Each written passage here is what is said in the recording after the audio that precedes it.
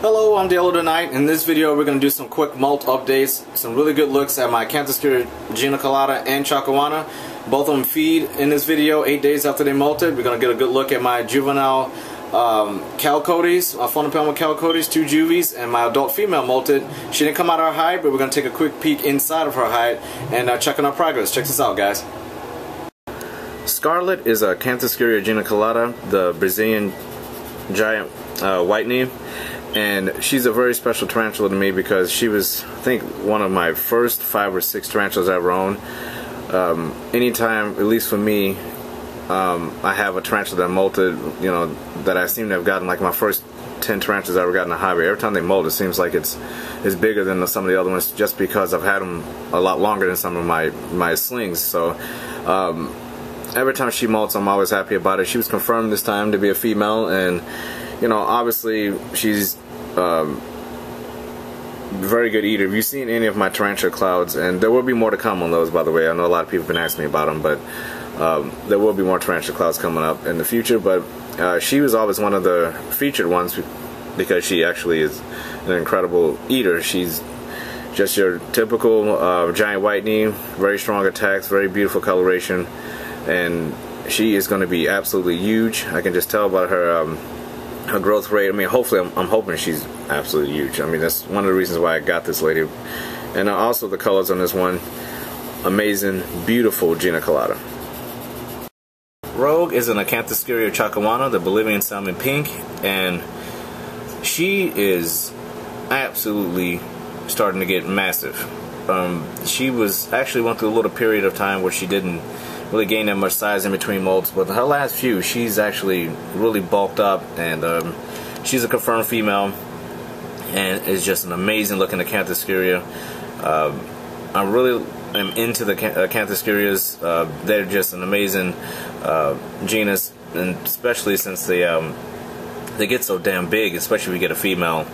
They're just very good display tarantulas. I always pull one out sometimes if people want to see one of my bigger ones. My Acanthoscurrias, at least my geniculata and my chacoana, are starting to get to the size where they're really impressive to look at when people haven't seen a tarantula for the first time. So, and their temperament is not too bad. Their hairs, obviously, really give me a lot of trouble. All my other tarantulas, not so much, but the Acanthoscurrias and my Pamphobedias fortis, they just turn me apart.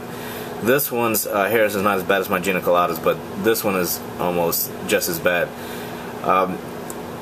What I like about Rogue is she is one of the most sweeter tarantulas in my collection. She's not aggressive at all. She's actually very defensive and reclusive when she wants to be.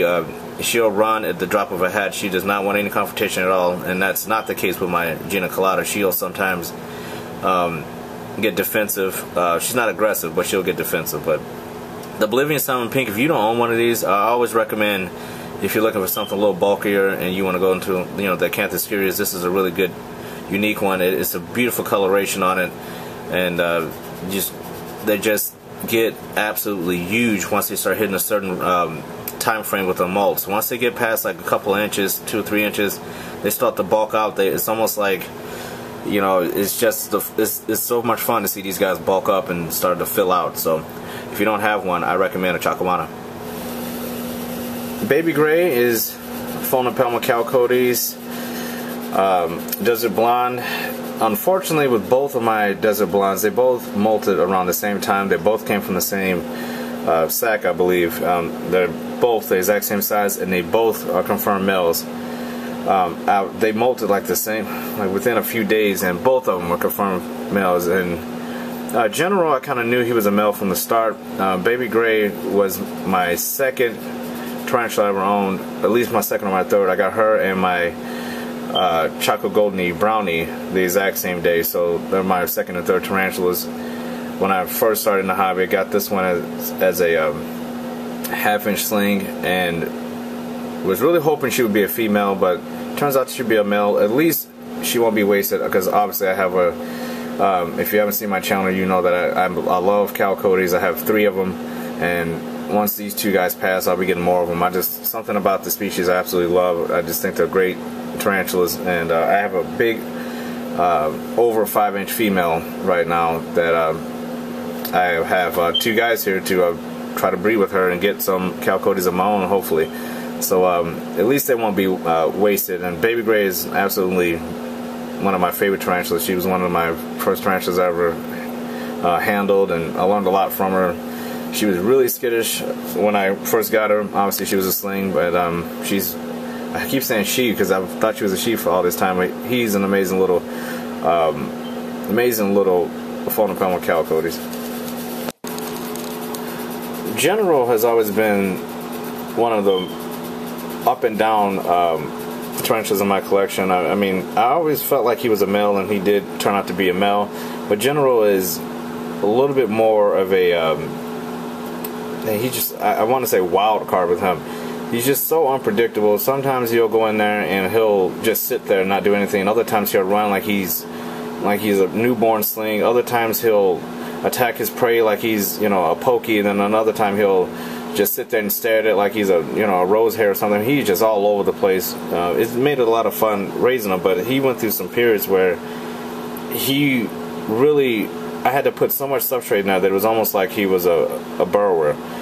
You know, he just would not come out. And then he went through a period of time where he decided he wanted to come out, so he would come out and excavate and redo his enclosure. He was really a handful. He's really slowed down now that he's over the, you know, he's a sub-adult. So, but when he was younger, he was a handful. He was a lot. It was a lot of fun to go in there and see what he does with his enclosure every day, because it seemed like every day he was doing something different there. He was always excavating, and he's been a lot of fun. I don't really handle him because he just spooks so easily, but he's a cool little calicote. I'm gonna miss both of my calicote juveniles here, these little males, because or sub-adults now, but now that they're males. But I'm really gonna miss them when they're gone. They were a lot of fun to raise, and I absolutely can't wait to get some more.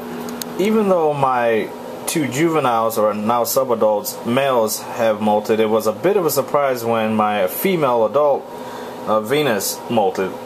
She's my big girl, and not going to disturb her too much. She's still hardening up, but they usually always molt around the same time period the other two, but this might be the first time this one's actually molted the same exact time when the other one's molted around the same time period. So really wasn't expecting this one to molt again.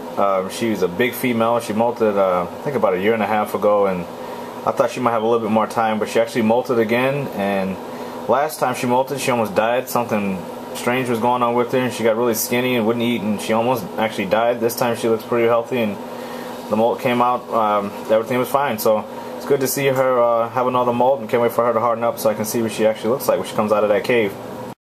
Hope you guys enjoyed this one. There'll be more molt update videos to come on some of the ones that are going to be molting here in the next couple of months. I've got a lot of tarantulas not eating right now. A lot of them clearly look like they're going to pre-molt, so I'll make sure I keep you guys updated on that, as well as some new ads I'm going to be getting in the next few months, and I'll keep you guys updated on that. Also, the Tarantula Cloud. Don't know the time frame of that one. If you're new to my channel, go to my channel, Day or Night Exotics TV. Check out the playlist. You can see all the tarantula clouds on there. If you want to know what they are, just big, giant videos with molts in it, feedings. It's got everything in it. So if you're new, go to my channel and check those out. Don't know the time frame of when the new one will be coming out. I'm going to be starting that series up again very soon. I just got to get some things worked out, and I have that for you guys. But until then, I'll keep you up on the molt updates and new ads and whatever news I have with these guys, and I'll keep them pumping out to you guys. Take care. Have a good one. Be safe out there, guys.